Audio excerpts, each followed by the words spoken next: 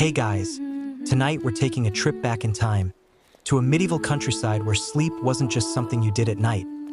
It was a whole ritual, woven into every thread of village life. You stand at the edge of a winding path, where flickering lanterns sway in the gentle evening breeze, casting amber halos that dance across damp cobblestones and grassy verges. The air smells of sweet wood smoke and freshly turned earth.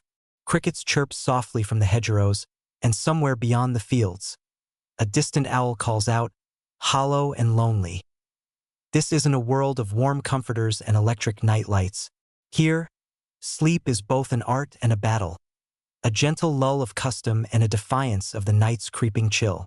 And if you're not careful, if you're not respectful of these ancient rituals, you probably won't survive until dawn.so. Before you get comfortable, take a moment to like the video and subscribe, but only if you genuinely enjoy what I do here. Let me know in the comments where you're listening from and what time it is where you are. Now, dim the lights, maybe turn on a fan for that soft background hum, and let's ease into tonight's journey together.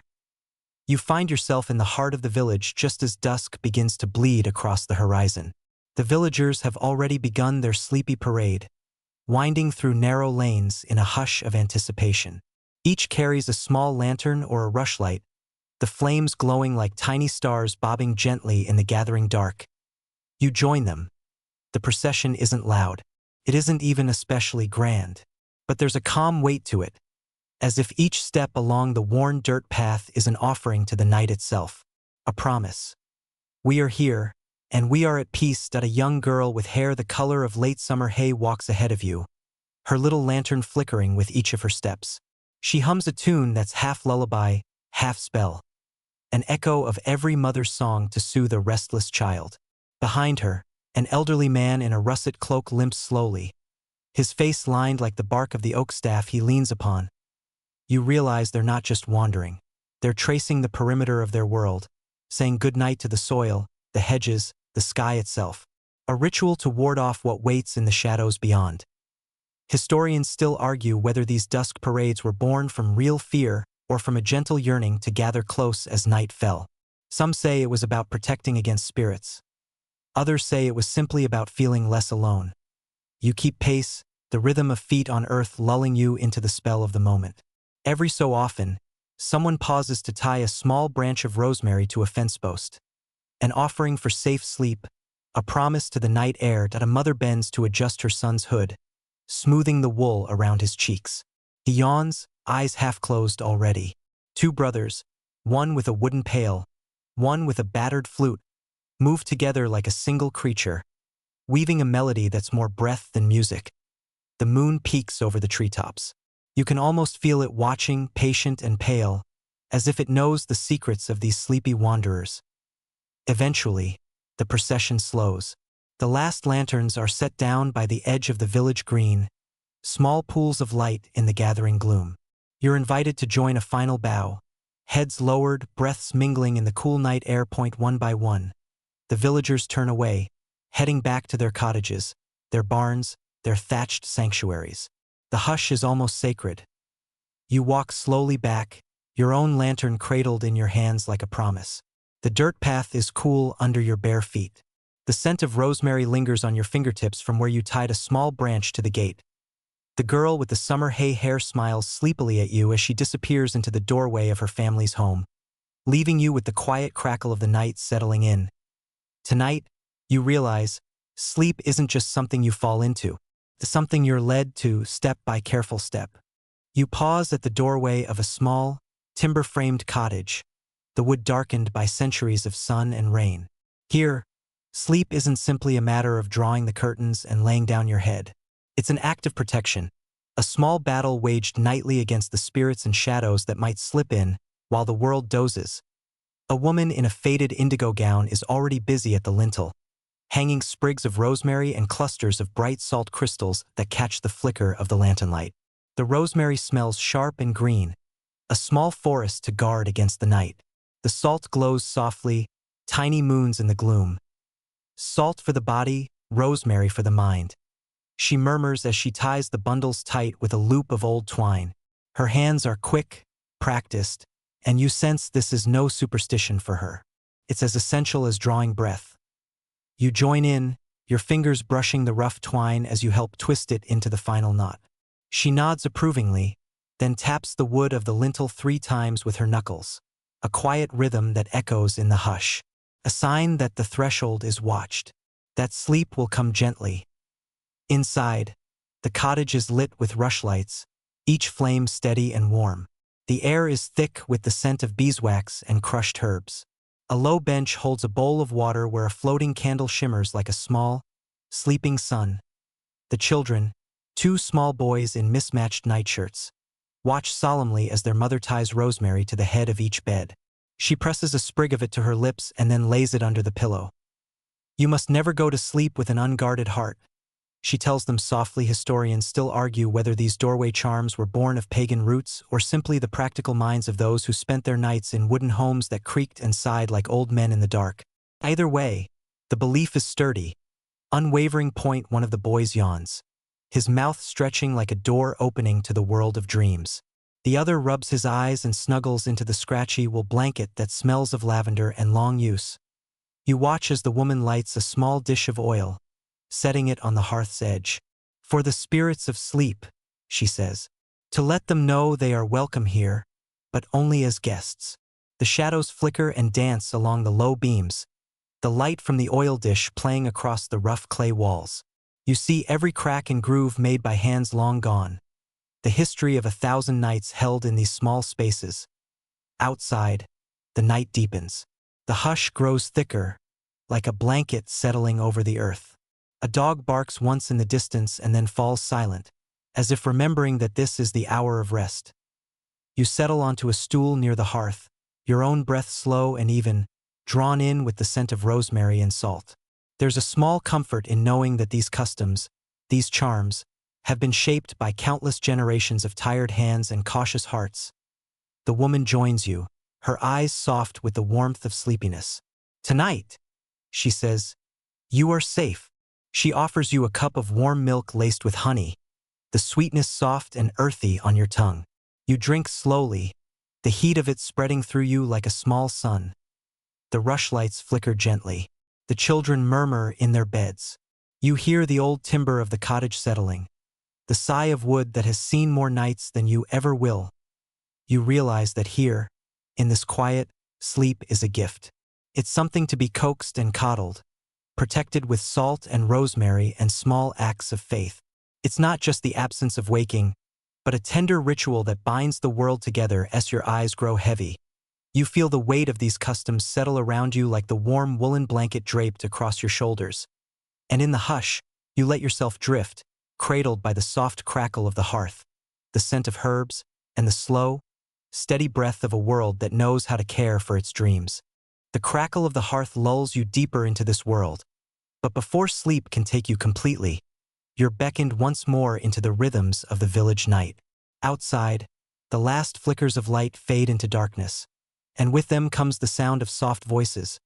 You step back out into the cool air, following the gentle rise and fall of song drifting from a cluster of thatched cottages. It's not a song meant to be heard by an audience. It's a lullaby meant for the fields. A woman in a saffron shawl hums low and slow as she sprinkles seed along the edge of a small garden. Her voice isn't for the children asleep in their beds, but for the soil itself. It's a tune older than memory, sweet as honey and just as fleeting. You walk closer, careful not to disturb the hush. The night is soft, and so are the words, just a whisper of a melody that weaves in and out of the wind. Sleep now, fields of barley, rest, my meadow sweet. May dreams grow in the furrows, where the roots and earth meet. Historians still argue whether these field lullabies were simply charms for a good harvest or something more, a way to keep the land itself from growing lonely in the darkness. The woman finishes her song, pressing her hands together as if in prayer. Then she moves to the low wooden fence, where a bundle of fresh rushes waits. She tucks them in place, each one a promise that sleep will come to every living thing under her care. You notice others joining in the quiet ritual. A boy in a teal tunic taps a small drum. The rhythm is slow and steady as a heartbeat. A girl holds a bundle of herbs, gently fanning the smoke of a smoldering twig of sage out over the garden beds. Even the animals seem to respond. Hens settle more deeply in their roosts, and the thin shadows of sheep move slowly through the pasture, the bells around their necks barely whispering. The song drifts away into silence. You move down the lane, past the low stone walls that mark the fields from the woods. Each gate you pass has been marked with a sprig of rosemary and a handful of grain, a quiet offering to the spirits of sleep, to the creatures of the night who might wander too close to the edge of the field. You see a young man in a russet cloak propped against a gatepost, his breath rising in soft clouds in the chill air. He hums to himself, a tune that's little more than a hum and a sigh, but it's enough. Dreams, he says to you softly, are like seeds. You plant them gentle, or they'll never take root. He winks, then pulls his cloak tighter and walks back toward the village, leaving you to the stillness. You feel the weight of the song lingering in the air, the faint warmth of it pressing against your skin. You find a patch of soft grass and sit for a moment, your lantern set beside you, the light flickering like a star caught in a jar. The wind sighs through the trees, carrying with it the memory of every lullaby ever sung. You wonder how many voices have joined in this nightly serenade over the centuries. How many small songs have kept the darkness at bay. You hum a note or two yourself just to see how it feels. The melody is simple, easy to slip into, like an old coat or a memory of something warm. The night listens and, in the hush, you hear it hum back. Finally, you rise, lantern in hand, and make your way back along the lane. The village is quieter now, the lights and windows like fireflies caught in the dark. Somewhere in the distance, a rooster gives a half-hearted crow. Already dreaming of dawn, you smile and let the last of the lullaby slip into your heart, a small charm to carry you home. And as you step through the cottage door, the hush of the night wraps around you, gentle as a mother's touch, and you know, tonight, the world itself will sleep well. You settle back onto the low wooden stool by the hearth, the soft glow of the rushlights painting the stone walls in shifting amber. The cottage is a small world, and tonight, every inch of it feels alive with quiet customs and half-whispered hopes for peaceful sleep. Above you, the ceiling beams groan softly as the night air settles in. There's something almost comforting in those creaks, a familiar song of wood and thatch that sings you into drowsiness. But here, in this village, even the sounds of the house at night are believed to be omens. You watch as the old woman from earlier, her face weathered and calm, moves to the bed in the corner. She kneels beside it, one hand pressed to the rough wool blanket, the other gently tapping the wooden frame. 3 times, she says quietly. 3 knocks for good dreams, to keep the bad ones out. She knocks again, slow and deliberate, and the bed creaks in answer. An old, polite reply. She smiles, as if reassured by this familiar conversation between her and the wood. You see a small child peek out from the covers, his eyes wide and shining in the low light. What if it creaks too much? He asks, voice barely above a whisper. The old woman chuckles. Then you have nothing to fear, she tells him. A bed that sings you to sleep is a friend, not a foe. Historians still argue whether these bed rituals were mere superstition or a way to calm restless minds before sleep. Some claim the knocks were meant to confuse spirits. Others say they were simply a lullaby made of wood. The child's eyes flutter closed as the old woman settles onto the stool beside you. She leans close, her breath warm with the scent of rosemary and baked bread. Do you hear it? She asks. That soft complaint of the bed when it knows you're ready to rest? You nod, feeling the small crackle of comfort that comes with the night's quiet voices that in this village. The bed is more than just a place to lie down. It's a guardian, a companion, an old friend that's shared every winter draft and every summer sigh. A good bed, they say, will hold your dreams safe within its wooden bones. The old woman leans back, her eyes half closed. In the old days, she murmurs, they said the bed would grow a soul if it was used well and loved long enough. You imagine it, soft shapes of slumber curling in the grain of the headboard, the knots of the wood holding not just nails but the laughter of children, the soft weeping of mothers, the small sighs of lovers. You run your hand along the bedpost, feeling the smooth places where time has worn away the rough edges. Each groove is a story, a memory, a promise. Outside, the night deepens. The wind sighs against the walls, but here, wrapped in the creak and hush of the bed, There is nothing to fear, the child mumbles in his sleep, and the old woman smiles. He dreams already, she says. The bed sings him there. You rise, your own limbs heavy with the weight of a long day. The small straw mattress in the corner waits for you, a quilted nest of wool and warmth. You lie down slowly, feeling the creak of the wood beneath you like an echo of your own breath. And as you close your eyes, the bed speaks its small language, each groan and sigh a lullaby just for you. The hush of the room settles around you like a cloak. You feel the slow drift of sleep, the gentle tug of dreams, and in the quiet, you know the bed will keep its promise. Tonight, you are cradled by 1,000 nights of soft complaints and secret songs. Tonight, you sleep in the arms of an old friend. The air in the cottage seems to grow warmer as you drift, the flicker of the rushlights soft and kind. But sleep in the medieval countryside is never entirely private, never entirely yours alone.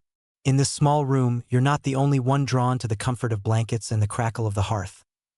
You glance to your left, where a family of 7, 3 children, 2 parents, and 2 grandparents share a single straw mattress, tucked shoulder to shoulder like spoons in a drawer. The mattress itself is a patchwork of wool and rough linen, straw rustling with each sleepy sigh. This is communal snoozing at its finest. They shift and murmur as they find comfortable spaces, the children's heads pillowed on the soft bellies of their mother and father. An old man's thin hand rests protectively over a grandchild's shoulder, and the grandmother's fingers gently card through the hair of the smallest child, her voice low and warm with a lullaby meant only for him. "Sleep now, little fox, in the burrow of our arms," she hums. "The night is deep, but our warmth is deeper." You lie close by on your own patch of straw, sharing in the thick, living hush of their small breathing choir. Historians still argue whether this practice was born of necessity, homes too small to hold separate beds, or of comfort, a choice to let every breath mingle in the night. Some say it was a way to keep out the cold, others claim it was a way to keep out loneliness. You see the truth of it in the way the family's shapes curl into each other, as if sleep itself is a shared hearth, flickering softly between them. The father, a barrel-shouldered man in a teal nightshirt, mutters drowsy prayers as his children shift and burrow closer. One child presses her cold feet against her mother's thigh, and her mother doesn't flinch, just sighs and tugs her in tighter. The old man's snores are gentle, like the low hum of a distant river, and the grandmother hums along, her song weaving through the room like a blessing. You find your own breath syncing with theirs, slow and even, and for a moment you're part of this small village family, tucked away in the safety of night. The grandmother pauses her song and glances over at you. "Sleep is better when it's shared," she says softly. "The night's worries can't creep in when there are so many shoulders to lean on." You nod, feeling the truth of her words settle into the hollow of your chest. The room smells of wood smoke and worn linen, of rosemary still clinging to the door and the faint, sweet scent of the small cakes left at the hearth for the sleep spirits. It's a scent that belongs to the night, a scent that says, "Here, you are safe." The children finally drift off, their breaths warm and quick in the hush. The father's arm flops over the oldest boy, and the grandmother settles back with a smile, her hands folded across her chest like a prayer. You close your eyes, listening to the soft chorus of sleep around you. Each breath, each sigh, each tiny shuffle is a note in a lullaby older than any song you know. In this moment, there is no loneliness, no cold, just the shared warmth of a family, the soft rise and fall of the straw beneath you, and the slow, patient promise of dreams to come. You smile, eyes heavy, and let sleep claim you too, wrapped not in the night, but in the gentle, unbreakable bond of those who dream together. You drift awake, the hush of the room still wrapping you in soft echoes. Outside, the night breathes slow and easy, but inside, there's a flicker of color that draws your half-lidded gaze. The children, half stirred from their drowsing, begin to shuffle beneath the covers. In this village, nightshirts are no dull affair. They're as bright as spring wildflowers, russet and teal, deep indigo and warm saffron, stitched with careful fingers and patterns that look like prayers. A small boy in an indigo tunic stretches, the shirt hanging loose around his knees, embroidered at the cuffs with tiny crescent moons. His sister, tucked beside him, wears a saffron shirt with a row of green leaves along the collar. She tugs it close to her chin, as if the colors themselves keep out the night's chill. Their mother smooths a bright teal nightshirt down over her knees, the color as vivid as a midsummer pond. "Where your color's bright," she murmurs. "So the night spirits see only your light, and no shadows can cling to you." You smile softly, fingers brushing the hem of your own borrowed nightshirt. Undyed linen, plain and soft, but tonight it feels like it holds its own gentle glow. Historians still argue whether these colorful nightshirts were a protection against spirits or just a way to carry a bit of brightness into the dark. Some say it was superstition woven into every thread. Others claim it was simple joy, a rebellion against the night's cold hush. You watch as the children, still half in dreams, twist and turn beneath the woven blanket. The bright colors ripple and shift, a small pageant of sleepy dancers. Each movement seems to catch the faint light of the rushlights, tiny glimmers of color against the deep shadows of the room. The old grandmother, her nightshirt a soft russet shade that matches the warm glow of the fire, hums a tune that seems to gather all those colors close. "The night spirits," she says in a low voice, "are tricked by bright things. They see the colors and turn away, thinking their candle's still lit." You wonder if she believes it, or if she's just telling the children a story to soothe them. But either way, the hush that settles afterward feels deeper and safer. The father shifts in his sleep, his saffron nightshirt bright even in the dim light, one arm flung out as if to guard them all. You find yourself comforted by that bright patch of color, like a sunrise that's crept in early. The wind rattles the shutters, but no one startles. The colors seem to hold the night at bay, their quiet brightness a soft shield. You pull your blanket higher, feeling the weight of sleep press you back into the straw mattress. But even in your drifting mind, the colors stay bright, like small promises that no matter how dark the night, there is always something to hold it back. You close your eyes and let those colors ripple around you, bright as laughter, bright as hope, and in the slow hush of sleep, you feel the night pause at the door, hesitant, respectful of the bright, flickering patchwork of dreams held close. You wake in the middle of the night to the soft pop of embers shifting in the hearth. The room is dark but for the faint glow of the rushlight, its small flame swaying gently in the draft that slips through the shutter's cracks. You sit up slowly, the scent of warm milk and baked bread still lingering on the air from supper hours ago.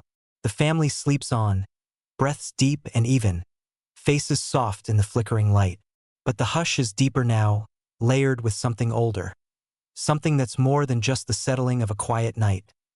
You notice a small plate set by the hearth, half covered by a linen cloth. Curiosity draws you closer, your bare feet whispering across the cold floor. When you lift the cloth, you find a circle of tiny cakes, browned on the edges and glistening with honey. The old woman's voice, so soft you almost miss it, murmurs behind you. "For the wandering spirits," she says, "so they'll leave our dreams in peace." You glance at her. She sits up on her straw mat, her nightshirt a warm russet glow in the dim room. "We leave them something sweet," she continues, "so they don't feel the need to wander further. You've never heard of spirits that snack at midnight, but here it seems as real as the hush of the wind."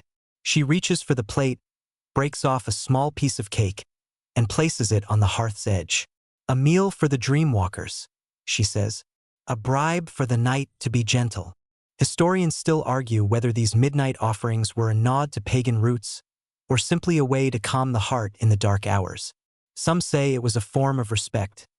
Others say it was a hopeful pact. You watch the flicker of the rushlight dance across the honeyed cakes, the sweetness of them filling the small room with a scent that's both comfort and quiet promise.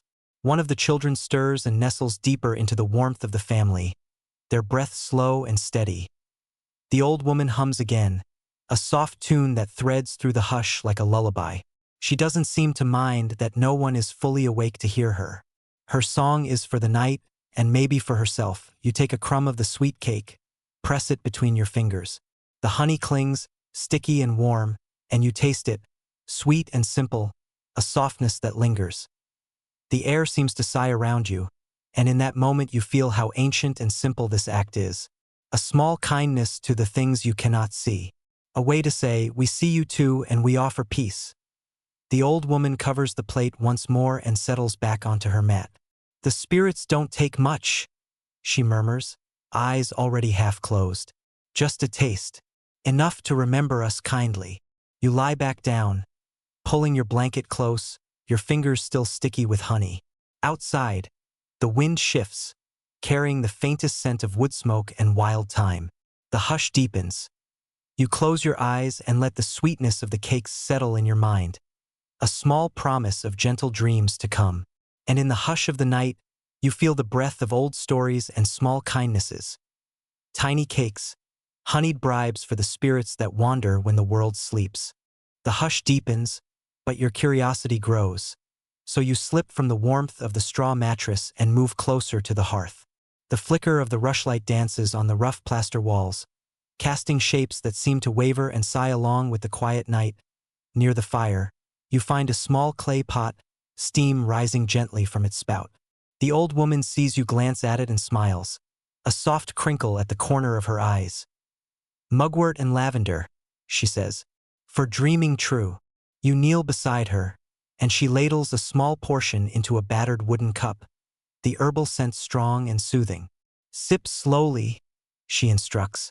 "It'll carry your dreams further than the moon." You take the cup, warm and worn against your palms, and breathe in the sharpness of the mugwort mingling with the sweet hush of lavender. You take a cautious sip, bitter at first, then mellow, a taste that feels like dusk wrapped in green leaves. Historians still argue whether these dream brews were meant to summon visions of the future or simply to coax the mind into deeper sleep. Some say mugwort was a magic herb, others that it was just a comfort to restless spirits. The old woman settles back with her own cup, her russet nightshirt pooling around her like a patch of firelight. "We believe it calls the gentle spirits," she murmurs, her voice low and thick with sleep. "The ones who walk softly through dreams, leaving only soft footprints behind." You drink again, the warmth of the brew slipping down your throat, spreading into your chest and limbs like a slow, quiet fire. Your breath seems to slow, each inhale heavy with the sharp sweet scent. Beside you, the children murmur in their sleep, turning gently beneath their quilt. Their dreams are already in full bloom. You can see it in the faint smiles, the soft flicker of their lashes. The old woman hums a tune you almost recognize, an old melody that seems woven from the same threads as the mugwort and lavender. "Sleep is a bridge," she says. "And this?" She lifts her cup. "This helps you cross it gently." The air itself feels different, thicker, sweeter, as if the brew's scent has settled into the cracks of the room. Even the fire crackles more softly, its glow reflecting in the dark glassy eyes of the small wooden saints perched on the mantel. You close your eyes for a moment, letting the taste and the warmth settle. Your thoughts grow slow and heavy, like river stones worn smooth by the patient current of dreams. The old woman's voice is a soft echo. "Dreams are the night's secrets," she says, "and tonight you are safe to wander them." You finish the last of the brew, the cup empty but still warm in your hands. Outside, a soft wind rattles the shutters, but you don't flinch. The scent of lavender wraps around you, and the sharp edge of mugwort lingers on your tongue. The old woman leans back against the hearth, her eyes half closed. "Sleep well, dream deep," she says, and in her voice you hear not just a wish, but a promise. You set the empty cup down and lie back on the straw mattress, the shapes of the family around you warm and familiar. Your head is heavy, but in a way that feels like kindness, like the night itself has draped its softest quilt across your shoulders, and as you drift, you feel the brew's gentle magic settling into your bones, a small charm of bitter herbs and sweet blooms to keep the night's shadows at bay. You breathe in, slow and deep, and let the dreams come, soft and green, lavender-scented, a bridge across the dark. The mugwort and lavender weave into your thoughts like drifting mist, and you lie back, content and heavy-limbed. But sleep here is a thing of custom and courtesy, and the village has one more ritual to see you safely into its arms. The hush of the cottage breaks with a gentle jingling, the soft, clear notes of a hand bell. The old woman rises from her stool, lifting the bell by its worn wooden handle. The sound is not loud, but it fills the room, each note bright and steady like droplets of moonlight. She rings it once, twice, thrice, and the children shift in their sleep, heads turning towards the soft music. Even the old man stirs, a small smile on his lips. The old woman's voice follows the bell, low and warm. "To call the drowsiness closer," she says. "To tell it we are ready." You sit up slightly, watching as she moves around the room. Each ring is deliberate, a careful summoning of the night's gentlest spirit. She pauses at the threshold, ringing the bell in the open air, as if inviting the sleep from beyond the door to come inside. Historians still argue whether these bells were meant to soothe the household or to scare away things that had no business sharing your bed. Some claim they were used to break the hold of bad dreams, others that the clear note was a kind of song for sleep itself.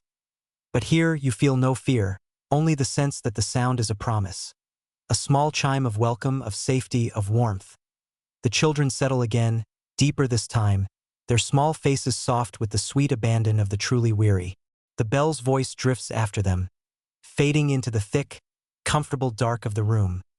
You feel it, too, the weight of your eyelids, the softness in your limbs.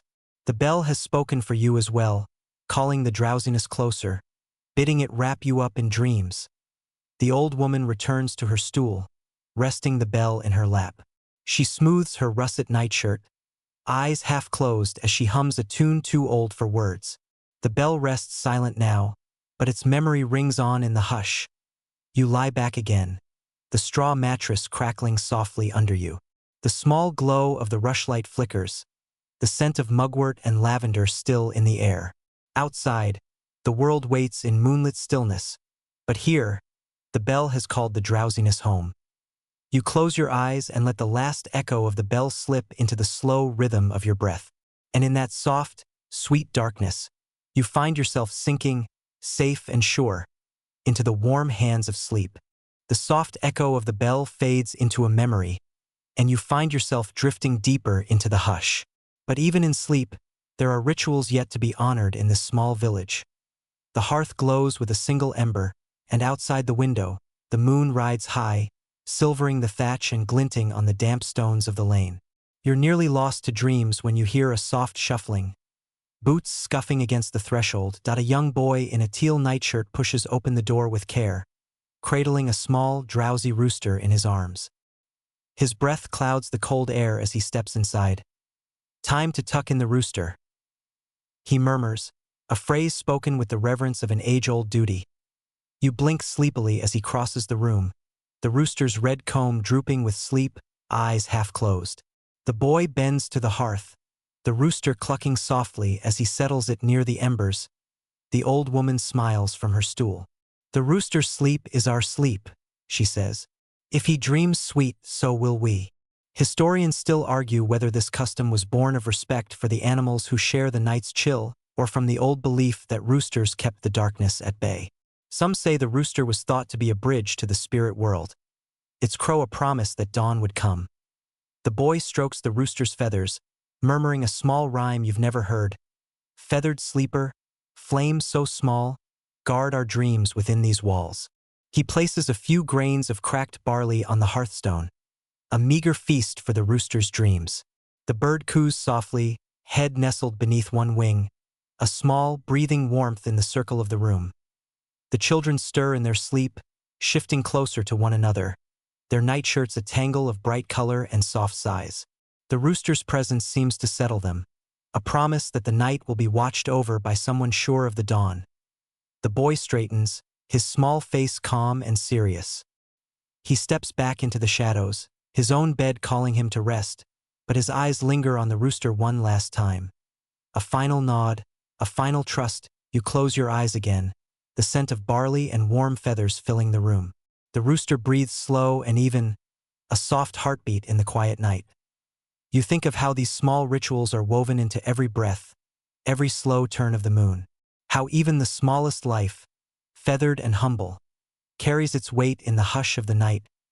Sleep folds around you, warm and close. The rooster shifts once, a single soft cluck, and you imagine it saying good night. You smile into the dark, comforted by the knowledge that tonight, you're not alone. The rooster's quiet cluck fades into the slow rhythm of sleep, and you drift deeper, the room around you soft and warm. But in the countryside, not all who sleep do so under a thatched roof. At the far end of the village, beyond the last flickering rushlight, a low barn stands, its wooden boards weathered and sweet with the scent of hay and animals. Here, some find their rest not in beds of straw within cottages, but in the deep warmth of the barn itself. You shuffle across the cold earth, pulled by curiosity.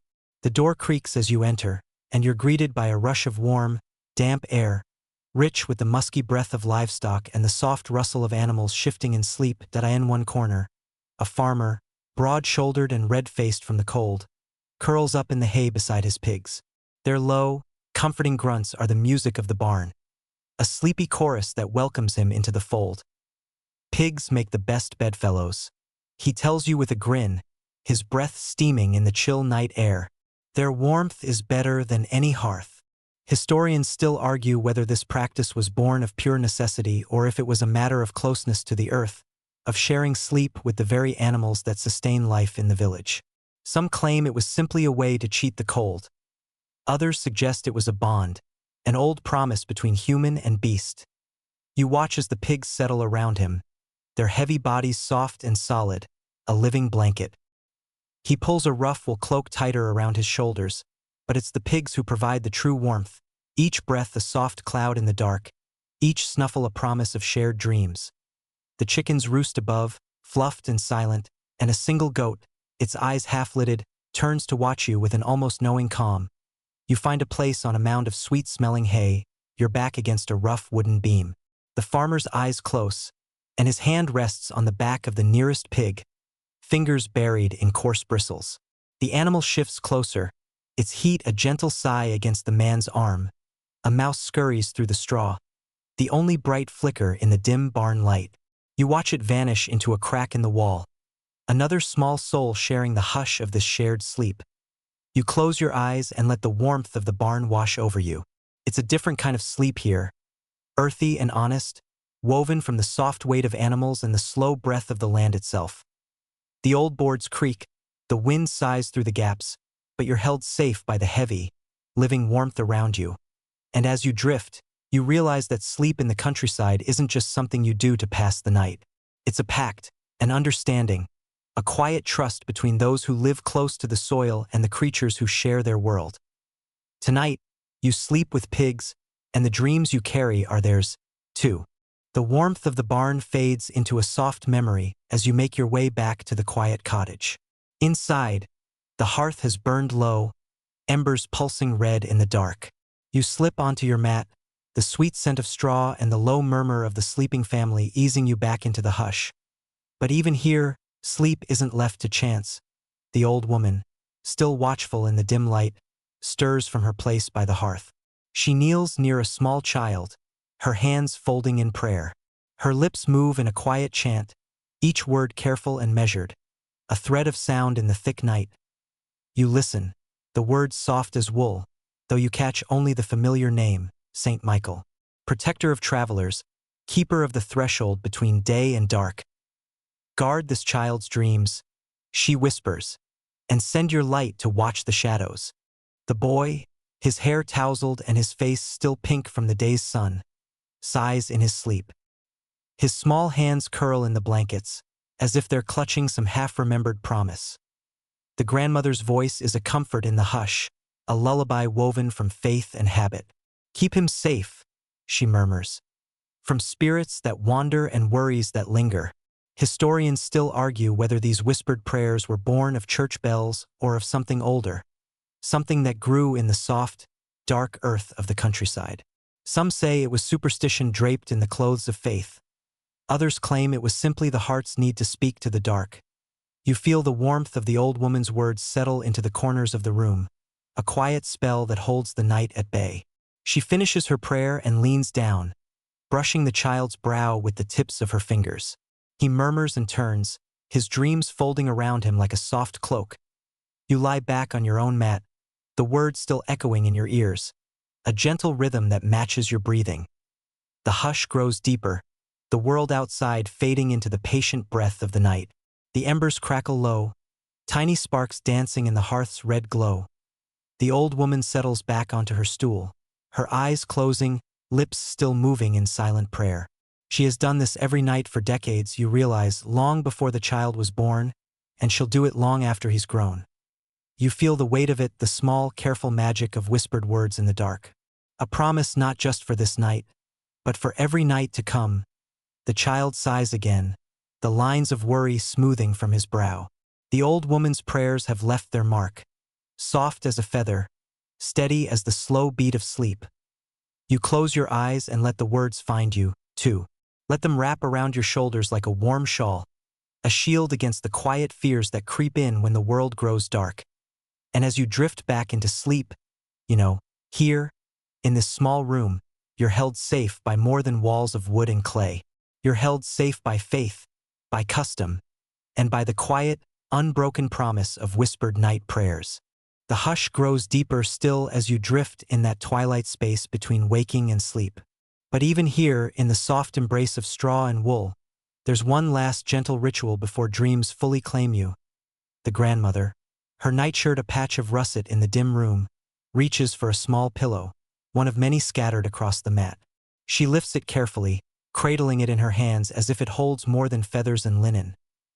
Every dream begins here, she whispers, turning the pillow over in her palms. You watch as she unlaces the edge of the pillowcase, fingers deft and sure. Inside, instead of plain straw or down, there's a bundle of herbs. Sage and thyme, a sprig of lavender, and something you don't recognize. Small silvery leaves that smell of rain and old forests. She tucks it back into the pillow, the herbs pressed deep into the feathers. For dreams that show you what the day hides, she says, her voice low and warm.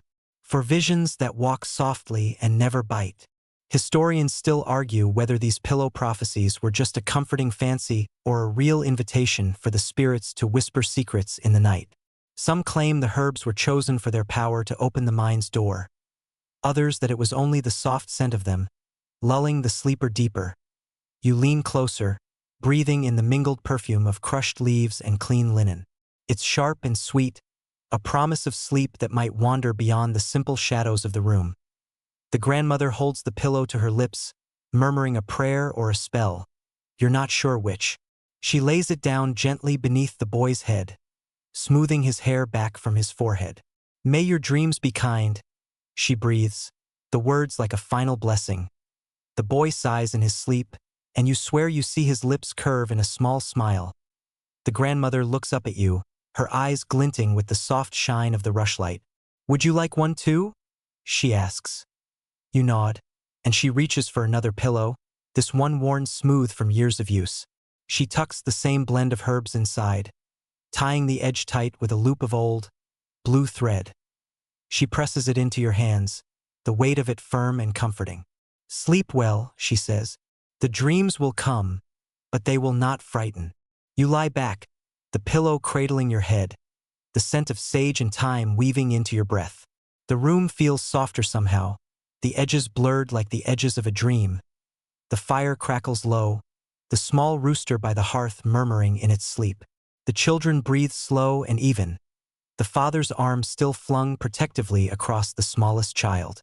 In this hush, the pillow feels like a doorway, one you step through slowly, carefully, into a world that waits just beyond the glow of the rushlight. You close your eyes and let the pillow's promise settle into your bones.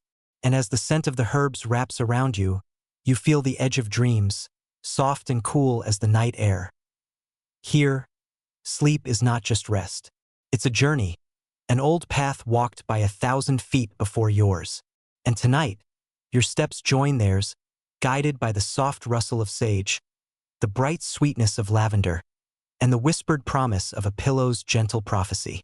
The scent of sage and lavender fades into your dreams, but sleep in this countryside is always a fragile truce between comfort and superstition. As you drift, you hear a faint shuffle, a stir of movement so soft it could be the sigh of the night itself. A young boy, the one with the teal nightshirt, sits up slowly. His eyes are wide, and he pulls the blanket up to his chin. The night air, he whispers to no one in particular. It'll steal your breath if you're not careful. You blink, still wrapped in the warmth of the dream herbs, and watch as the old woman stirs, nodding at the boy's words. Cover your face, child, she says, her voice soft but sure. The night air is thin and full of mischief.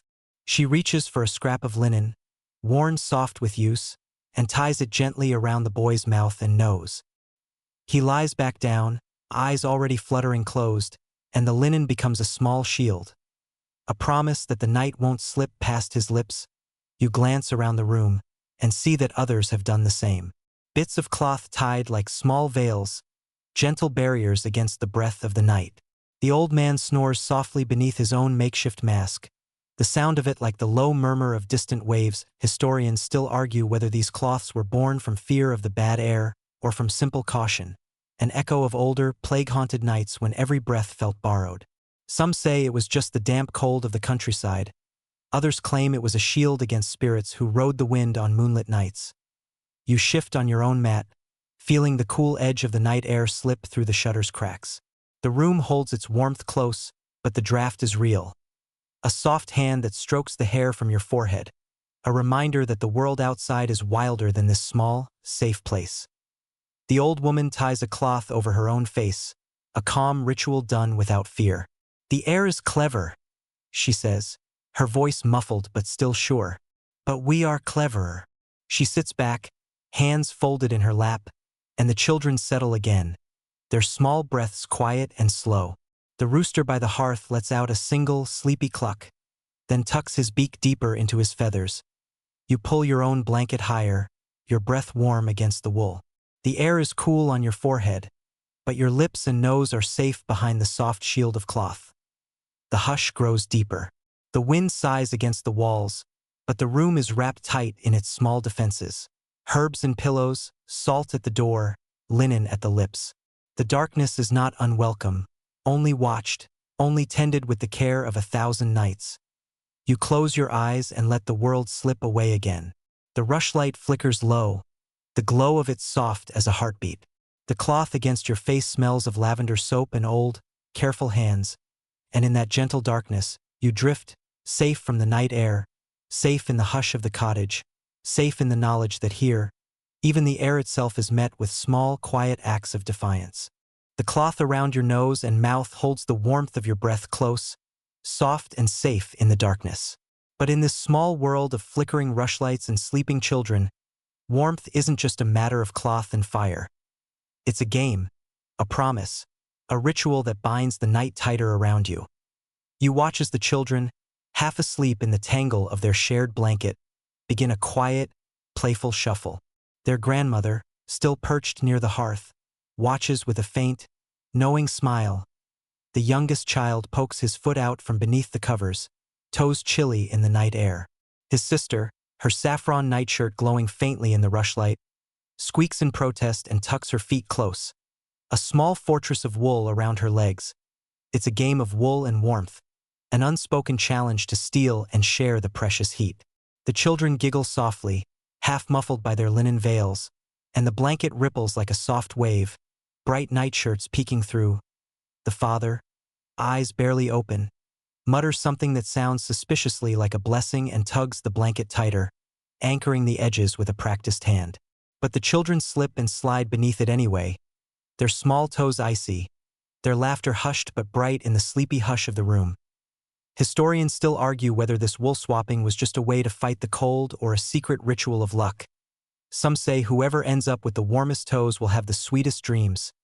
You smile as the oldest boy, a grin in the flicker of the rushlight, triumphantly steals the thickest corner of the blanket, wrapping it around himself like a knight's cloak. The youngest squeaks in outrage and burrows in, seeking the warmth that was stolen. The mother lifts her head, her braid slipping loose across her shoulder, and simply laughs. A soft, golden sound that warms the room as surely as the fire. She tugs the blanket back into some semblance of order, tucking each child in turn, her fingers quick and sure. "Share the warmth," she murmurs. "It grows only when you do." The grandmother hums an old tune, a low melody that seems to weave through the soft laughter and the rustle of wool. You catch snatches of the words, something about stars and hearths and the warmth of kind hearts. You shift on your mat, the scratch of the blanket at your shoulders a small, comforting weight. The wool smells of lanolin and sweet hay, the soft, living scent of the sheep who gave their coats to keep this family warm. Outside, the wind rattles the shutters again, but it's only a lullaby in the hush. Here, warmth is a game, a kindness, a spell stronger than the cold. You close your eyes, the children's quiet giggles fading into the steady breath of sleep. The blanket is a shared promise, the wool a small fortress against the long dark, and as you drift back down, the warmth pools in your bones, the hush of the room cradling you close. Tonight, there is no cold strong enough to slip through the careful weave of laughter, wool, and shared breath. The warmth of the wool and the gentle hush of the cottage cradle you close, but even as you drift deeper, there's a murmur beyond the walls, a quiet step that doesn't belong to the family's easy breath. You open your eyes just a crack and see the flicker of the rushlight playing along the wooden beams, painting strange shapes in the dark. There's a rhythm there, a soft, measured footstep moving along the lane outside. The grandmother's voice, low and calm, reaches across the hush. "The midnight wanderer," she says, almost as if answering your unspoken question. "He walks so we can sleep." You listen, and sure enough, you hear it again. A slow tread along the hard-packed dirt, a faint jingle of iron at his belt. You imagine a tall figure in a heavy cloak, face hidden by the night, boots scuffing softly with each step. The children, half asleep, don't stir. The old man lets out a soft snore, but the grandmother's eyes stay open, watchful but not afraid. Historians still argue whether the midnight wanderer was a real soul, a hired watchman, a wandering priest, or a shadow given shape by sleepy minds.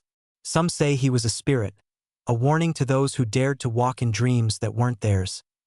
You press closer to the warmth of your blanket, listening as the wanderer's steps pause outside the window. There's a hush, a pause so quiet you can hear the slow, even breath of the rooster by the hearth. Then the steps continue, slow and steady, measured as the heartbeat of the night. Each footfall is a promise. "I am here. I am watching." The grandmother leans back, her hands folded over her lap. "He carries no lantern," she says, her voice almost a whisper. "The night itself lights his way." You imagine that figure in the moonlight, pale beams painting his cloak, the silver gleam of iron at his belt. His steps are patient, sure. He doesn't hurry. There's no need. The wind shifts, carrying a faint scent of pine and wood smoke. You feel it on your cheek, a soft breath of cold that doesn't quite reach the warmth of your borrowed blanket. Outside, the wanderer moves on. The steps grow fainter, swallowed by the hush of the village and the gentle sigh of the fields beyond. The grandmother lets out a slow breath and closes her eyes again. "He'll walk until dawn," she says, "until every door is safe and every dream is tucked tight." You feel a shiver of comfort, strange and sweet, at the thought of someone out there, moving through the night so you can rest. The rooster shifts, feathers rustling softly in the glow of the last embers. The children murmur in their sleep, safe and sure in the warmth of each other's arms. You close your eyes again, and in the darkness behind your eyelids, you see the wanderer's slow, steady steps. You hear the soft jingle of iron and the quiet promise. Sleep, sleep, sleep. And you do. The hush of the night grows deeper, the steps of the midnight wanderer fading into the far lane. But inside the small, warm room, sleep is never left entirely unguarded. The grandmother shifts in her blankets, and you see her reach out to the wooden post of the bed. Her fingers tap it once, twice, 3 times, a pattern that seems more felt than heard. She does the same with the doorframe, a light knock that echoes like a secret. You blink sleepily, your breath misting in the cool air. "What's she doing?" you murmur, voice thick with the honey-slow weight of sleep. The old man, eyes still closed, mumbles softly, "Knocking to wake the dead, so they don't walk in dreams." You almost laugh at the words, but there's no humor in the gentle hush of the room. It's a serious custom, performed with the same easy reverence as the rosemary on the lintel and the mugwort in the pillows. Historians still argue whether these knocks were meant to scare spirits away or simply to remind the living that sleep is a borderland, a place where the dead might wander close. Some say it's just habit, grown from centuries of superstition. Others claim it's a small courtesy to the night itself. The grandmother finishes her knocking, fingers brushing the wood in a final, silent promise. The old boards of the bed creak under her hand, a soft answer in the hush. She nods, satisfied, and settles back under her blanket.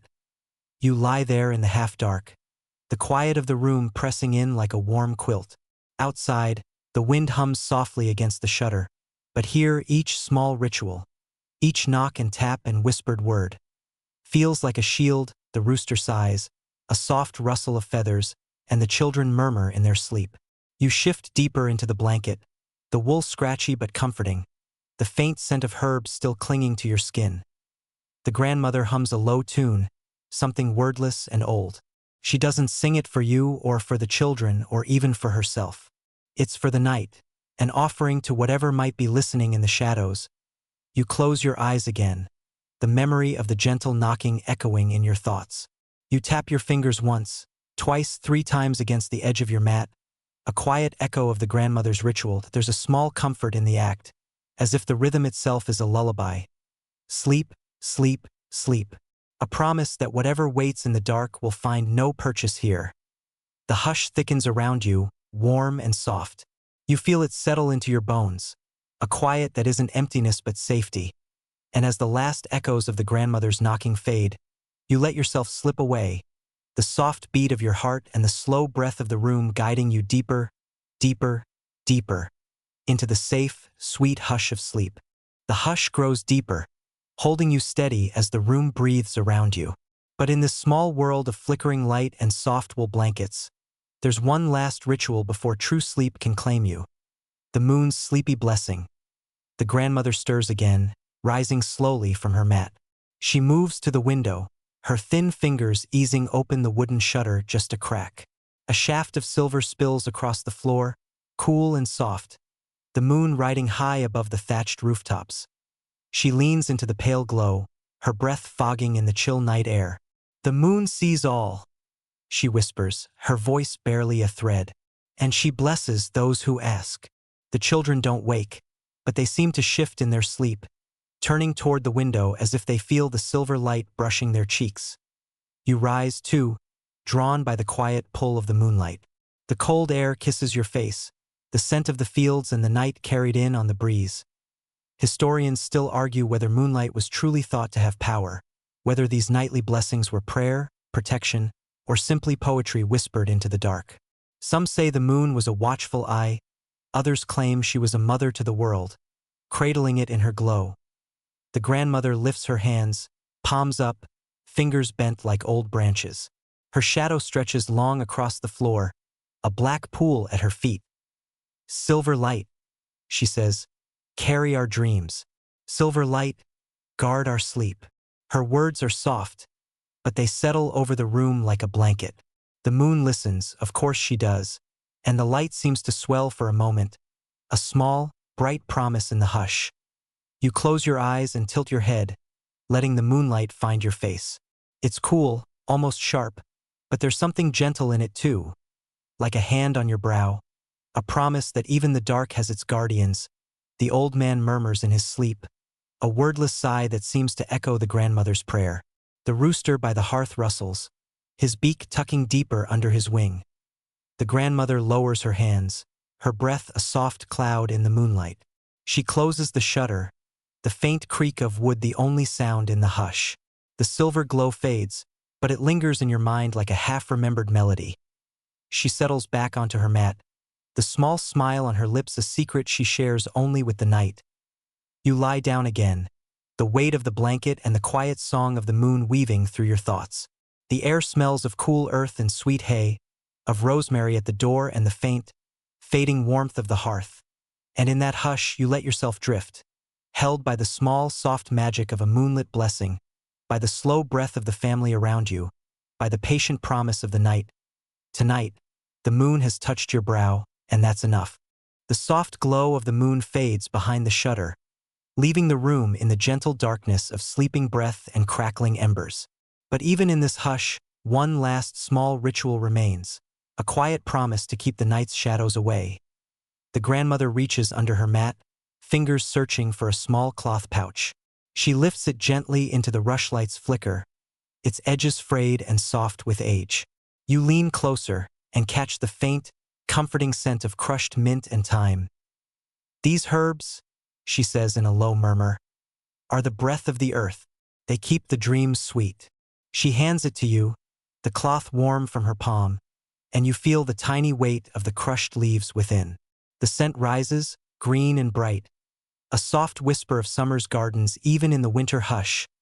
Historians still argue whether these pouches were charms for dreamers or simply the practical scent of a garden kept close on cold nights. Some claim the mint and thyme draw out nightmares. Others say they hold nothing but the memory of the sun. You press the pouch to your nose and breathe deep.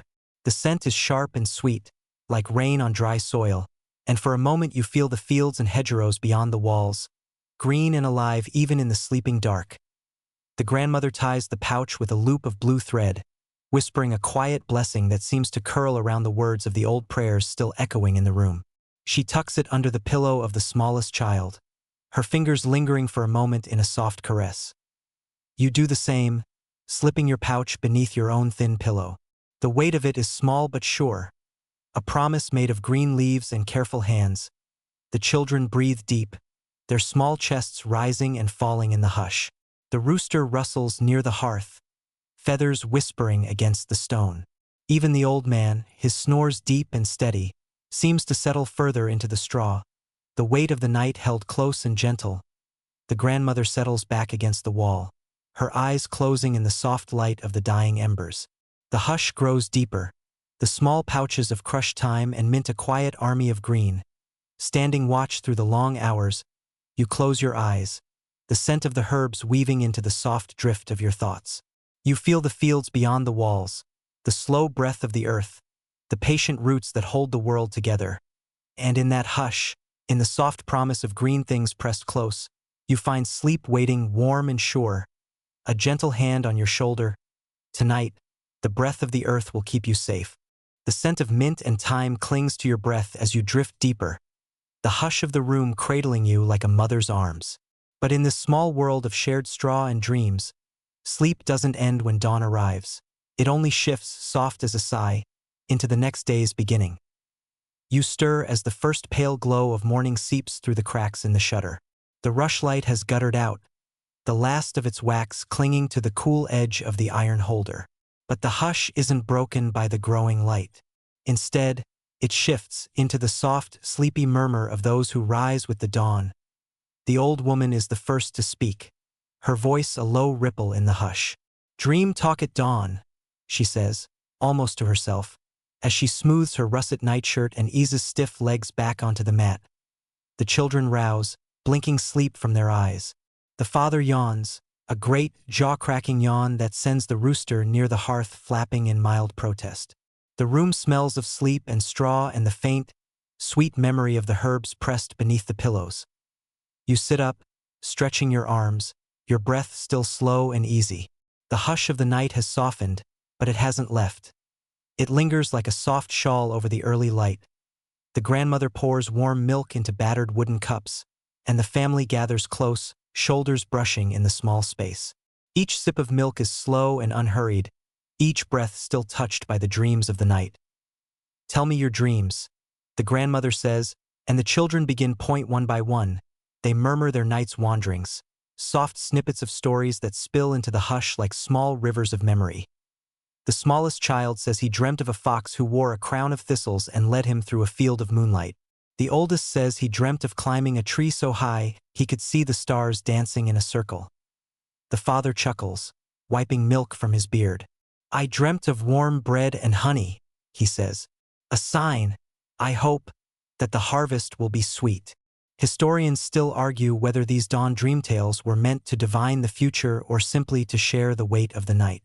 Some say the dreams were omens, others that they were only stories, soft braids of nonsense that wove a family closer in the light of the morning.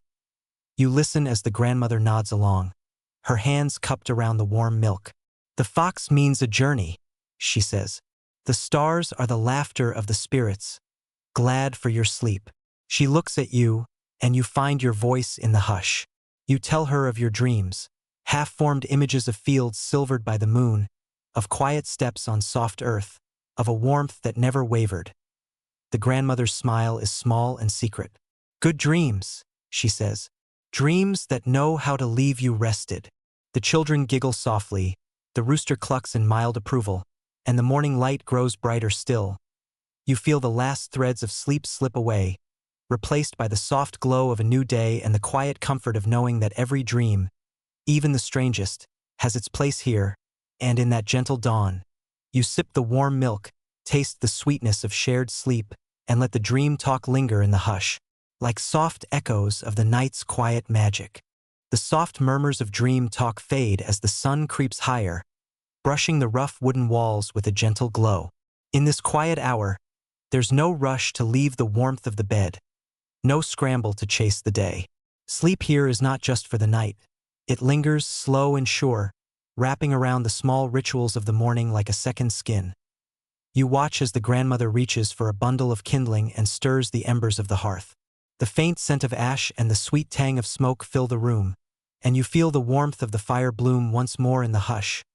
The father sits near the flames, his broad back curved over the flicker of the light.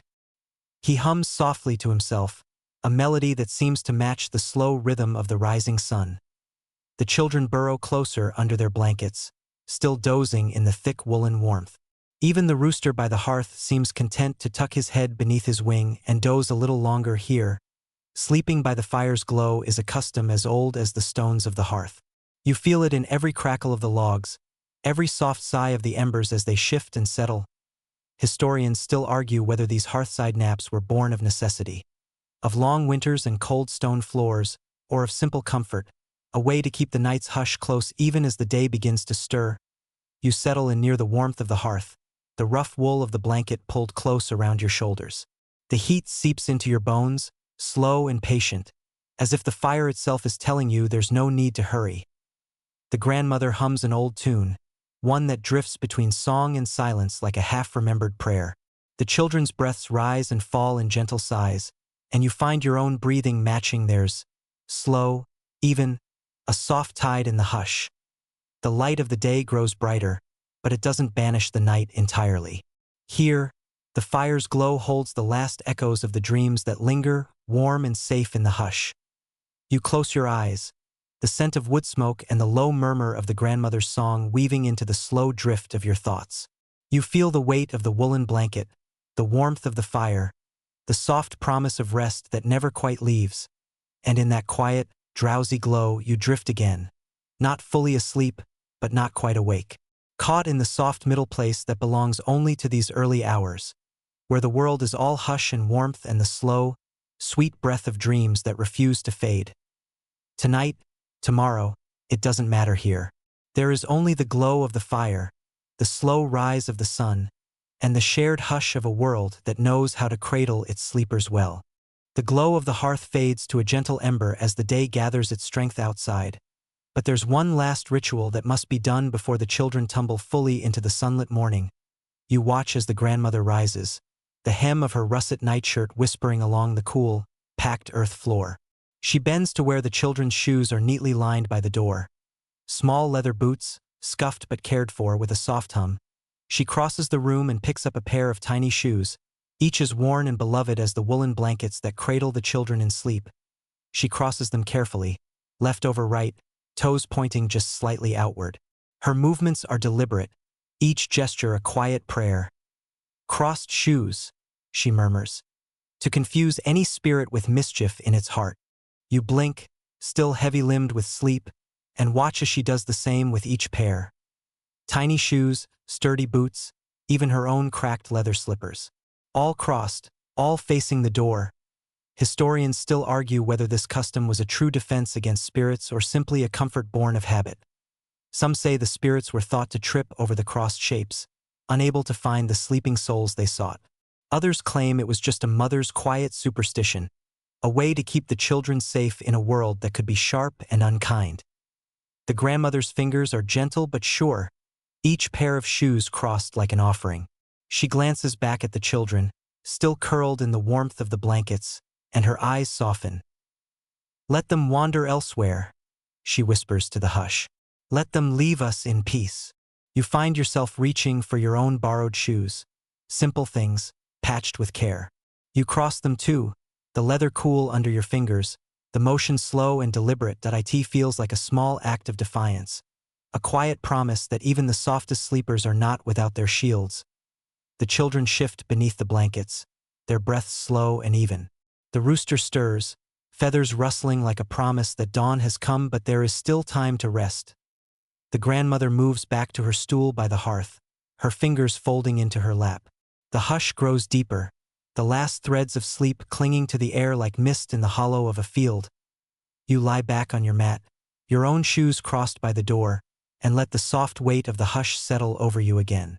The room smells of wood smoke and old leather, of thyme and mint and the warm, living scent of dreams that haven't quite left. You close your eyes, the shape of the crossed shoes fixed in your mind, and feel the soft brush of protection settle around your shoulders like the grandmother's gentle hands here. Even the smallest custom has power. Even the softest breath can hold the night at bay. And so you drift, the hush of the morning a gentle tide, the slow promise of dreams lingering sweet as the faint glow of the dying embers. The gentle hush of the room lingers as the warmth of the sun brightens beyond the shutter. But here, inside these quiet walls, the rhythm of sleep still moves in its ancient dance.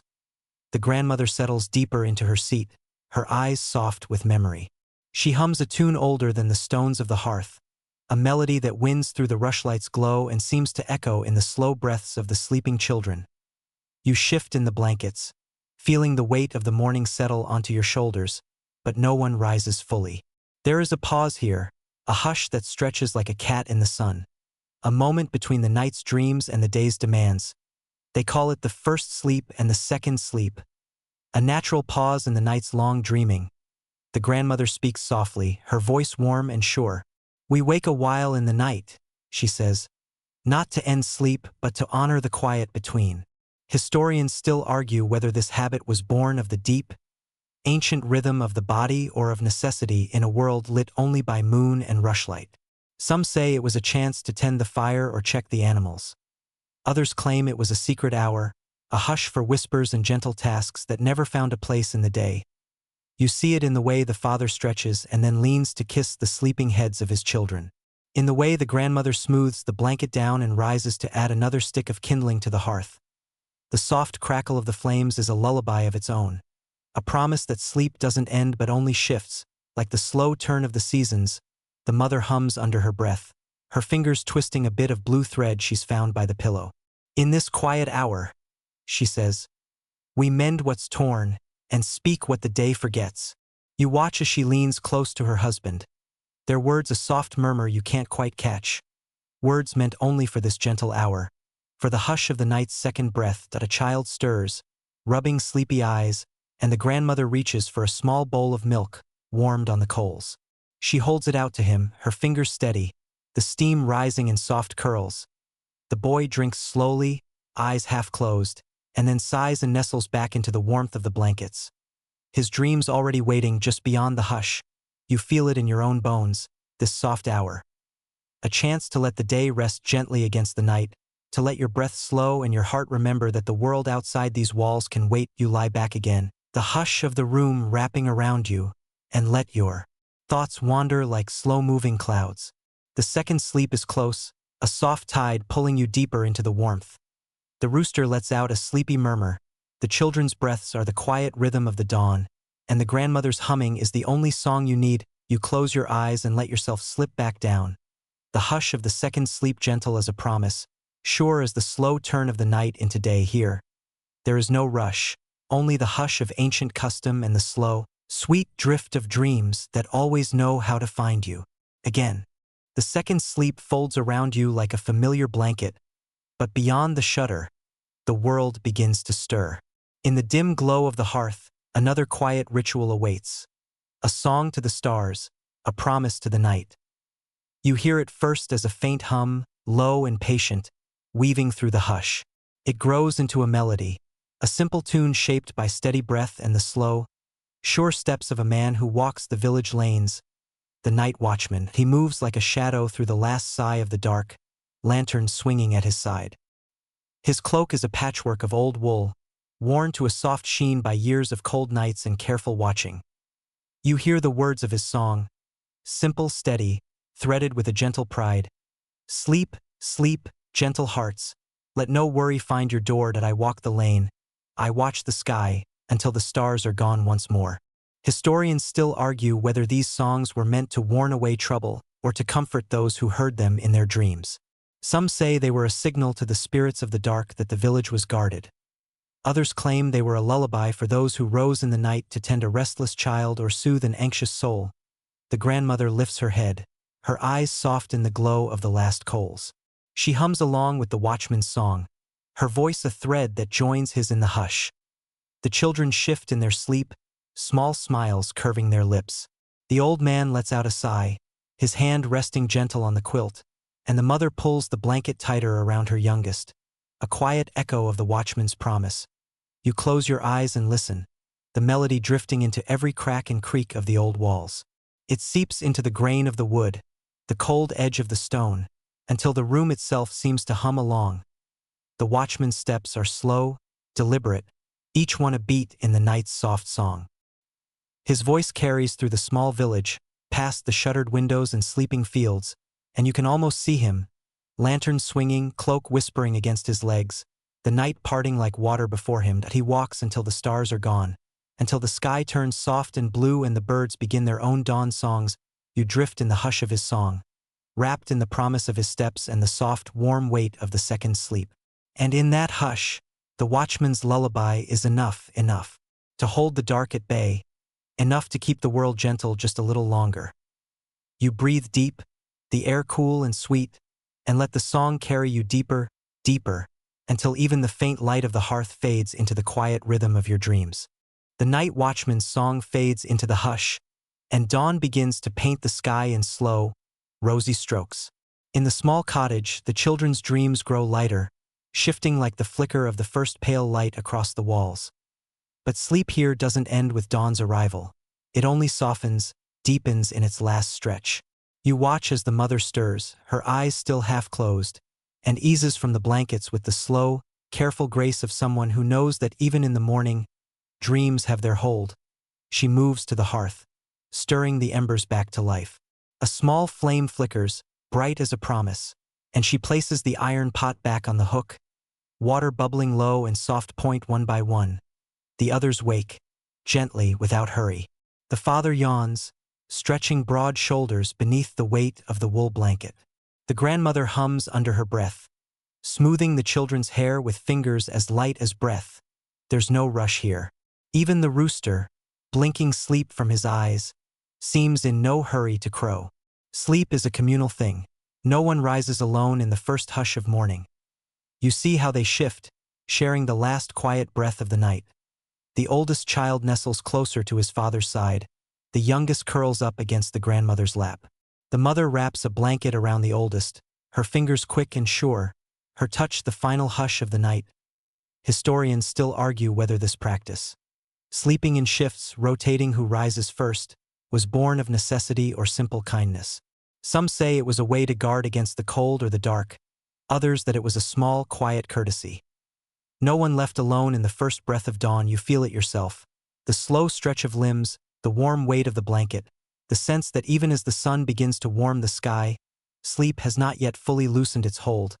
The grandmother passes around small cups of warm barley broth, the steam rising like a morning prayer. Each sip is slow, each breath heavy with the last echoes of the night. You cradle your own cup, the warmth seeping into your palms. The taste is earthy and soft, like the hush itself turned liquid. It settles you deeper, even as the world begins to wake. The children smile sleepily at one another, trading small, whispered words that only the half-dreaming can truly understand. You feel their laughter in the hush, a soft, bubbling joy that doesn't break the quiet but weaves through it like a silver thread. And in that gentle hush, you feel the deep bond of those who sleep together, no matter how different their dreams may be. You see it in the way the father smooths the blanket around the youngest, in the way the mother pauses to brush the hair from the grandmother's forehead, in the way they all share this last quiet hour before the day begins. You sip the last of the broth, feeling the heat bloom in your chest, and let your eyes drift closed again. Outside, the sky grows brighter still, but inside, Sleep lingers in the soft warmth of shared breath and the gentle weight of woolen blankets. Here, in this final stretch of hush, you find that sleep is more than rest. It's a promise that no one wakes alone, that even as the rooster lifts his head and the dawn's first birds sing, there is still time for one last dream. The rooster's first true crow cuts through the gentle hush, and the cottage seems to hold its breath. Outside, the world glows with the pale fire of dawn. But here, inside, the last threads of night are carefully, tenderly untangled. The children stir, rubbing sleep from their eyes. The grandmother leans close to the youngest, murmuring a few words so soft they seem woven from the very hush itself. The mother begins to rise, smoothing her rumpled nightshirt, her hair still heavy with the memory of sleep, and as the first full light of the sun slips across the threshold, you see the rooster stretch his wings, ruffling his feathers with sleepy dignity. He crows again, a bright, hopeful sound that seems to echo through every crack in the old walls. The father chuckles, his voice still rough from the night's long hush. "He's never late," he says, eyes soft as he watches the rooster settle back into his corner of the hearth.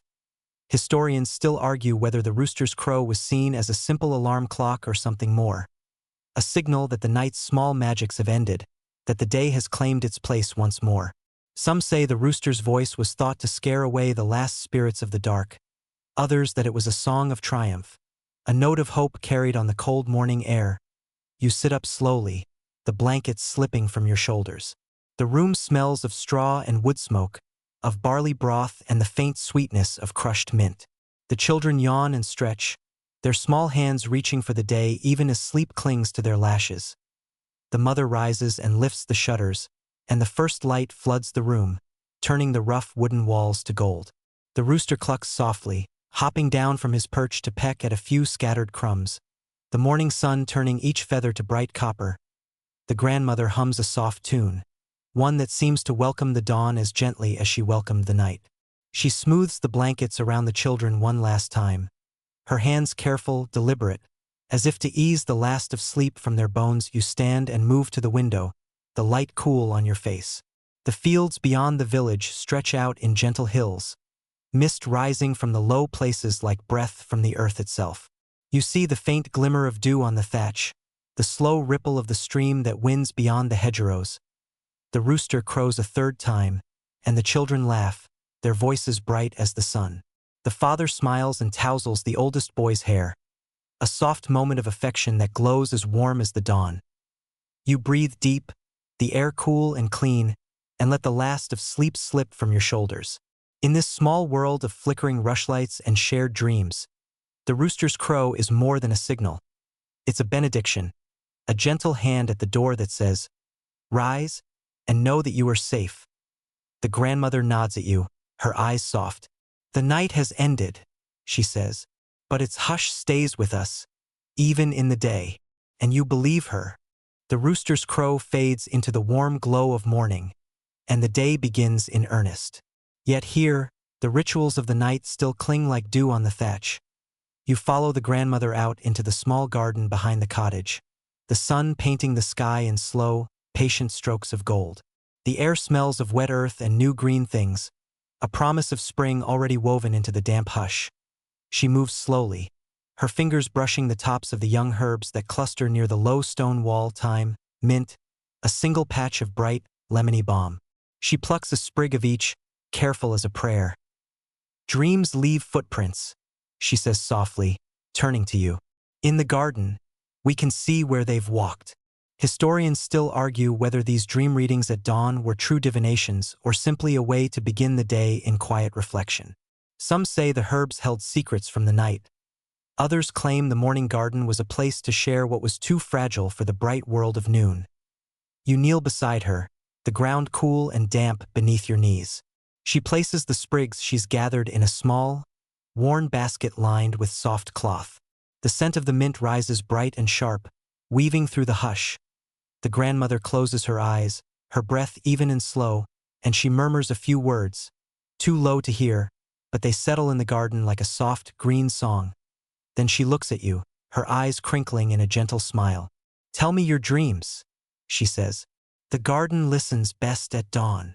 You speak of the moonlit fields you wandered, of the warm hush of the hearth, of the bright, patient crow of the rooster, of how the night itself felt like a soft promise held in careful hands. She nods, fingers moving over the mint, the thyme, the small leaves of lemon balm. The mint says your dreams are fresh, she murmurs. The thyme says they're safe. The balm. She pauses, her smile growing. The balm says you'll carry them gently into the day. You feel the weight of her words, light as dew and just as fleeting. The sun climbs higher, touching the top of the hedgerows with soft light. The rooster crows again, closer this time, as if to remind you that the day is waiting. But here, in the hush of the garden, there is still time to linger. The grandmother ties the herbs together with a scrap of blue thread, the same color as the sky above.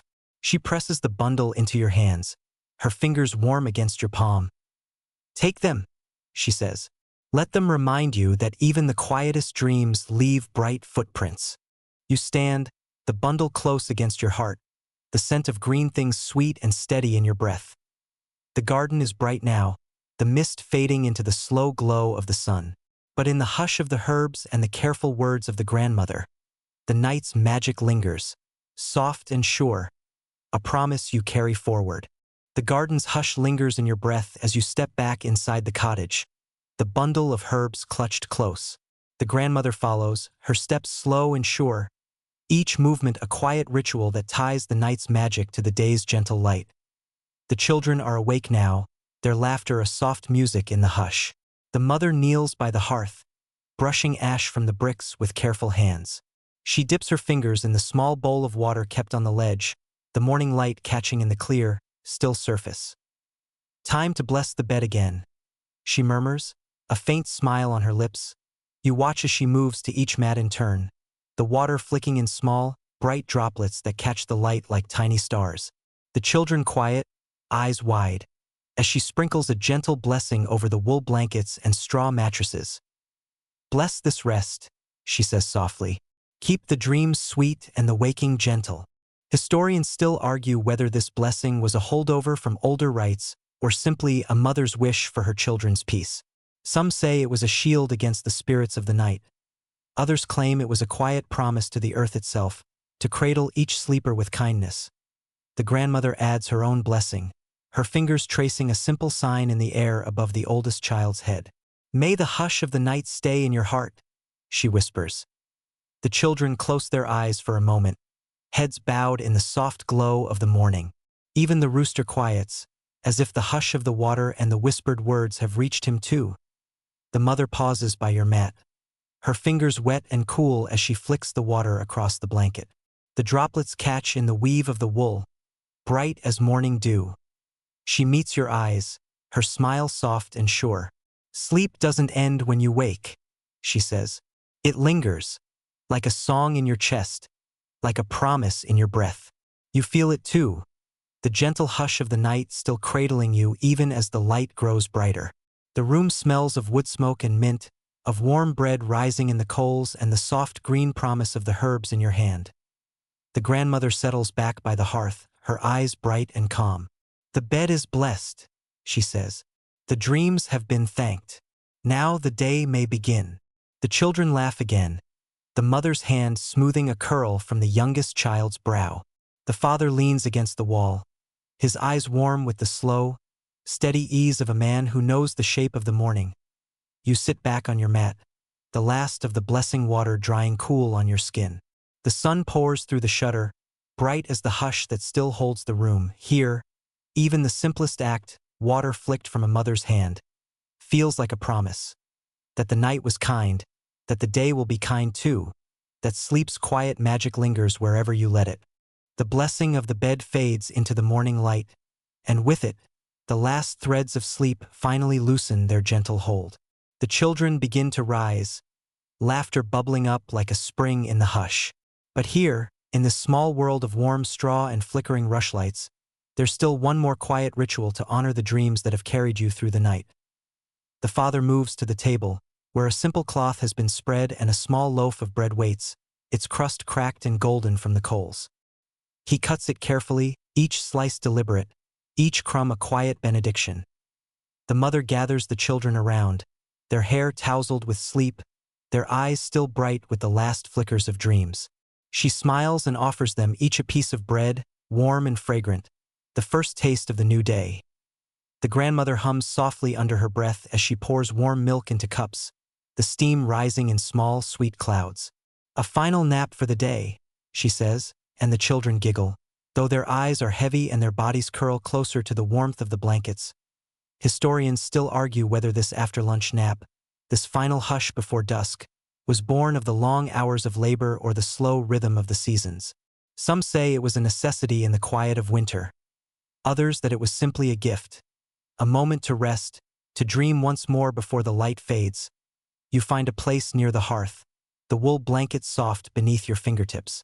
The children settle back down, their small bodies curling into each other like kittens in a basket, their laughter a bright thread that weaves through the hush. The father leans back against the wall, his breath slow and even. The mother smooths the youngest child's hair, her fingers gentle, her eyes soft with the calm of this final pause. You feel it too. The slow pull of the hush, the warmth of the bread and milk in your belly, the quiet promise of one last nap before the dusk creeps in. The rooster clucks softly, as if in approval, and the faint scent of rosemary and thyme lingers in the air. Outside, the world is bright with sun. But here, the hush is a small, sacred thing. Soft as a lullaby, sure as the rhythm of the seasons. You close your eyes, the laughter of the children still echoing in your thoughts, and let yourself drift once more. One last nap. One final dream.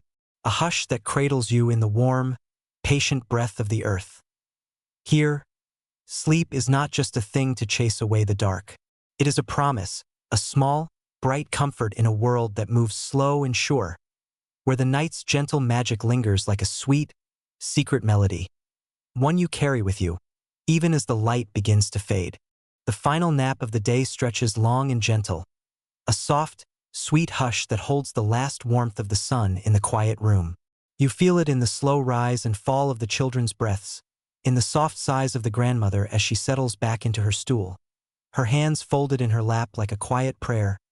Outside, the light shifts, the shadows stretching long and low across the fields. The rooster clucks once, then settles, his bright eye half closed in the calm of the hour. The children's laughter has faded into the soft murmur of dreams, their bodies still and warm beneath the weight of the blankets. You lie back on your own mat, the wool scratchy and comforting against your skin. The hush of the room is a balm, a final promise that the night will come gently, that the day's work is done and the world can rest. The grandmother hums a low melody, a tune so old it seems woven from the hush itself. You catch only fragments of the words, half lullaby, half blessing, and they settle around you like the soft weight of a mother's hand on your brow. Historians still argue whether this final hush was a ritual of the countryside alone or something older, something carried in the bones of every village that learned how to rest. Some say it was a way to honor the rhythm of the earth. Others claim it was simply kindness, a promise to every weary soul that sleep was always waiting, always patient, always near. The fire crackles low, the faint scent of rosemary still clinging to the door. The children shift in their sleep, small smiles ghosting across their lips. Even the old man, his snores deep and soft, seems to breathe in time with the slow, patient rhythm of the hush. You let your own breath match theirs, slow and even, a gentle tide that carries you deeper into the warmth. The hush grows thicker, rich with the scent of wood smoke and mint, the soft weight of the woolen blankets a cradle for every dream you've carried through the night. And in that hush, in the slow, sweet drift of the final nap, you find the quiet magic of this countryside world. A magic woven not from spells or grand rituals, but from small kindnesses, shared breath, and the gentle rhythm of lives lived close to the earth. You close your eyes and let that magic settle into your bones. A promise that, even as the sun sets and the night begins again, you will always carry the hush of this place with you. Let your breath slow now, soft and easy, as the hush of the final nap settles into the quiet of your own room. The night is patient, and so are you, wrapped in the slow comfort of these ancient customs, each one a gentle hand against your heart. The world outside grows still, the last echoes of the rooster's crow fading into the hush. You feel the weight of the blankets around your shoulders, the soft scent of herbs still lingering in the air. You remember the warmth of the fire, the slow stretch of shared breath, the laughter of children woven into the hush like threads of bright light. And in this hush, you find that sleep is not just a closing of the eyes. It's a promise, a quiet bridge to the gentle dreams that wait beyond the flicker of the rushlight. Here, in this final breath of the day, you are held safe by old words and careful hands, by the slow, steady rhythm of lives lived in time with the earth's patient heart. Breathe deep. Feel the slow pull of sleep, warm and soft as the hush itself. Let the last echoes of the grandmother's blessing settle around you. Let the quiet sigh of the rooster's feathers remind you that even the smallest breath can hold the night at bay. Here, in this gentle darkness, you are not alone. Here, sleep is a promise kept by every whisper of the hush, every breath of the earth, every quiet kindness that holds you close. So let your thoughts drift, soft and slow, into the hush of the final nap, and know that in this place, this world of rosemary and warm milk, of quiet laughter and gentle breath, sleep will always find you.